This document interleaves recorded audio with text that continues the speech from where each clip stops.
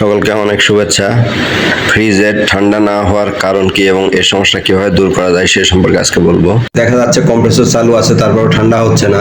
এই সমস্যাটা সাধারণত কি কারণে হয়ে থাকে, অথবা এর যে মধ্যে যে কুলিং ওভারলোড থাকে সেই কুলিং ওভারলোডের সমস্যার কারণে যদি এটা হয়ে থাকে, তাহলে কিভাবে কুলিং ওভারলোডটা পরিবর্তন করা যায়, বা এটা কি, বা এর ফাংশন কি, বা এটা ঠিক করলে আবার ফ্রিজের যে সঠিক ঠান্ডা হচ্ছিল সেটা সেই যে হচ্ছিল না সেই প্রবলেমটা দূর করা যায় সে সম্পর্কে এখানে বলবো।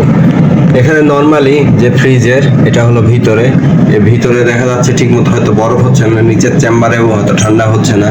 তো সেক্ষেত্রে আমরা এই যে নর্মালি কিন্তু হিটার চালু থাকলে সাইডে গরম হয়, অর্থাৎ বরফ যদি জমে থাকে ভিতরে, তাহলে সেই বরফটাকে গলানোর জন্য এই সাইডে যে হিটার থাকে সেই এটা যদি একটু গরম থাকে তাহলে বুঝতে হবে যে হিটারটা ফাংশনিংয়ে আছে, অর্থাৎ কাজ করছে, এবং কুলিং ওভারলোডও কাজ করছে। সুস্থভাবে কাজ করার জন্য এই ট্রেগুলো খুলে রাখলে ভালো হয়, কাজের সুবিধা হয়। 2-3 ঘন্টার জন্য বন্ধ রেখে এর ভিতরে সাইডে যদি বরফ জমে থাকে এর পিছনে, তাহলে সেগুলো বরফগুলো গলার জন্য আমাদেরকে সময় দিতে হবে। সেই সময়টা বন্ধ রেখে তারপর আমাদের এই যে সাইডের স্ক্রু থাকে, এর উপরে কভার থাকে, অনেক সময় এখানে সাদা কভার থাকে, সেগুলো তুলে এই স্ক্রুগুলো খুলে এই কভারটা কিন্তু বের করে আনা যায়। এটা বের করে নিয়ে আসে, এরপরে এটা খুলে এটা বের হয়ে আসে, বের হয়ে আসার পরে তারপর ভিতরে যে কুলিং চেম্বারগুলো থাকে, এখানে এই যে আমরা এর ভিতর দিয়ে দেখতে পাচ্ছি, এর ভিতর দিয়ে ঠান্ডা এয়ারটা আসে এবং নিচের চেম্বারেও একইভাবে ঠান্ডা এয়ারটা আসে। তো এইভাবে ঠান্ডা হয়। যদি আমাদের ঠান্ডা না হয় ঠিক মতো, তাহলে আমরা এর ভিতরে খুলে কুলিং চেম্বার এবং হিটার কয়েলটা দেখতে পারি এবং দরকার হলে সেগুলো পরিবর্তন করে এই সমস্যাগুলো আমরা দূর করতে পারি। কাজ করার মুহূর্তে আমরা এই যে উপরের কভারটা খোলার পরে এটার ছবি, এখানে যে বিভিন্ন মেইনটেন্যান্স কাজগুলো করা হয় সেখানে যে বরফ জমে আছে এগুলো স্টিল ছবি, এগুলো আমরা বিস্তারিত দেখব কিভাবে মেইনটেন্যান্স কাজ করা হয়। ফ্রিজ যদি কয়েক ঘন্টা বন্ধ রাখা হয় তাহলে এই যে এই বরফগুলো গলে যায়, সেই ক্ষেত্রে কাজ করার সুবিধা হয়। এটা হলো কুলিং ওভারলোড, এর কারণেই ফ্রিজের সঠিকভাবে ঠান্ডা হচ্ছে না, আমরা পরবর্তীতে দেখলাম। ফ্রিজের প্রথম পর্যায়ে এখানে এই যে স্ক্রুর উপরের কভারগুলো খুলে এবার স্ক্রুগুলো খুলতে হবে। স্ক্রুগুলো খোলা হলো।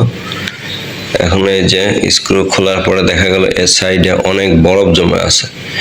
এই বরফগুলো যদি না গলায় তাহলে এর উপরে যে কভার আছে সেটা কিন্তু খোলা সম্ভব না। তা আমরা এর মধ্যে আমরা নিচে যে একটা পুশ সুইচ আছে সেটা প্রেস করে দেখলাম যে ফ্যান ঠিক মতো ঘুরছে কিনা। অনেক সময় ফ্যানে অনেক বরফ জমে ফ্যানও ঘোরে না। তো এই বরফগুলো যাতে সহজে গলে যায় এজন্য আমরা কিছু ঠান্ডা বা গরম পানি এখানে ইউজ করব। তো ফ্রিজটি কয়েক ঘন্টা বন্ধ করে রেখে কাজ করলে সুবিধা হয়, এই বরফগুলো গলে যায়। এখানে অনেক একটা বরফের স্তর পড়ে আছে, তার মানে এখানে হিটারটা সঠিক সময়ে কাজ করেনি। আর এই যে প্রথমবার খোলা হচ্ছে, এই কভারের নিচে সাইড দিয়ে গ্যাসকেট আছে, গ্যাসকেটগুলো সাধারণত শক্ত হয়ে থাকে। তো এখানে কিছু গরম পানি দেওয়া হচ্ছে। এই পানিগুলো অবশ্য এই ফ্রিজের নিচ দিয়ে যে ট্রে আছে ড্রেন লাইন, সেই ড্রেন লাইন দিয়ে চলে যাবে। এখানে আবার ড্রেন লাইনটাও ব্লক থাকলে অনেক সময় এই পানিগুলো জমে থাকে। তো এই ড্রেন লাইনগুলো ব্লক আছে কিনা সেগুলো দেখা দরকার। আর এখানে যে বরফগুলো জমে আছে এগুলো এই মেটাল বা এই ধরনের কিছু দিয়ে নড়াচড়া না করাই ভালো, কারণ এর ভিতরে যে কপার টিউব আছে টিউবগুলো লিক হয়ে গেলে বড় ধরনের সমস্যা হয়ে যাবে, ফ্রিজটি তখন আর কাজ করবে না।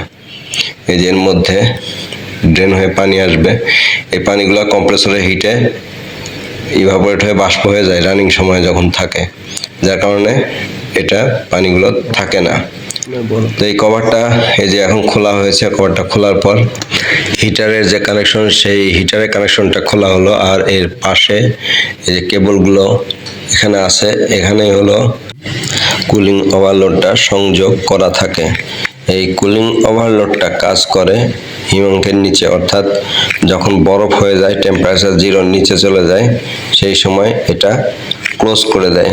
আর এই সার্কিটের মধ্যে সার্কিটের সাথে হিটারের সংযোগ থাকে সিরিজ লাইনের মাধ্যমে।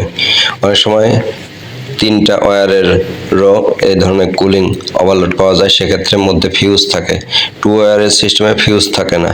এখানে অতিরিক্ত বরফ জমাতে এটা বরফগুলো না গলা পর্যন্ত খুলতে গেলে এটা সমস্যা হতে পারে, যেহেতু কপারের টিউব রয়েছে।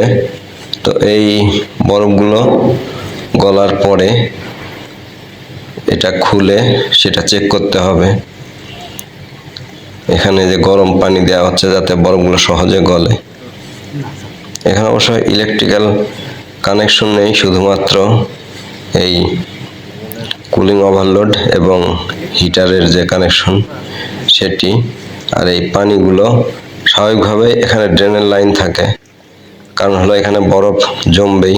বরফ জমার পরে যখন ঠান্ডা হবে, অর্থাৎ 0 ডিগ্রি নিচে আসবে, সেক্ষেত্রে এই কুলিং ওভারলোডটা সার্কিট ক্লোজ করে দিয়ে হিটারটাকে চালু করে দিবে। তখনই এই হিটারের টেম্পারেচারে বরফগুলো গলবে। আবার যখন টেম্পারেচার বৃদ্ধি পাবে সেক্ষেত্রে আবার হিটারটা বন্ধ হবে। এই হিটারটা অন অফ করার জন্যই এই কুলিং ওভারলোডটা এখানে ব্যবহার করা হয়েছে। ফ্রিজটা আসলে এই ধরনের সমস্যা হলে কয়েক ঘন্টা বন্ধ রেখে বরফগুলো যখন গলে যায় সেক্ষেত্রে কাজ করাই শ্রেয়। তো সময় স্বল্পতার জন্য এটা বরফগুলো গলানোর কাজে এখানে কিছু গরম পানি দেওয়া হচ্ছে। এই যে বরফের কিছু স্তর, এগুলো কাজ করার সময় খুব সাবধানে করতে হবে। এখানে এই যে এই বরফগুলো এখানে দেখা যাচ্ছে, এখানে হাত না দেয় ভালো, কারণ এগুলা যে কুলিং এরিয়া বাড়ানোর জন্য এখানে যে পাতলা প্লেট ব্যবহার করেছে, এগুলো খুবই পাতলা, হাত কেটে যাওয়ার খুবই সম্ভাবনা থাকে। এই যে এখানে খোলা হচ্ছে। কুলিং ওভারলোডটা এই চেম্বারের কপারের সাথে গায়ে লাগিয়ে দেওয়া হয় যাতে এই ঠান্ডাটা এখানে সঠিকভাবে কাজ করে। এটা খুব সাবধানতার সাথে খুলতে হয়। আর এখানে যে মেল ফিমেল একটা জ্যাক আছে, সেই জ্যাকটার লকটা খুলে দিয়ে এখানে টান দিলে কেবলগুলা বের হয়ে আসবে। যদি বাউন্সড কেবল থাকে, আটকানো থাকে, সেগুলো খুলে এটা বের করে নিতে হবে। এই কুলিং ওভারলোডটা নর্মাল অবস্থায় কিন্তু এটা ওপেন দেখাবে। এটা টেস্ট করার জন্য অনেক সময় এই কুলিং ওভারলোডটা পানির মধ্যে দিয়ে ফ্রিজের ডিপে রাখলে এটা যখন অনেক ঠান্ডা হয়ে যায়, অর্থাৎ হিমাঙ্কের নিচে টেম্পারেচার চলে আসে, সে সময় কিন্তু এই লাইনটা ক্লোজ হয়। আমরা মাল্টিমিটার দিয়েও এটা চেক করতে পারি, সেক্ষেত্রে আমরা ক্লোজ পাবো। আর নর্মাল অবস্থায় বাজার থেকে কেনার সময় বা এটা যে যখন স্বাভাবিক থাকবে নর্মাল টেম্পারেচারে, এটা ওপেন থাকবে।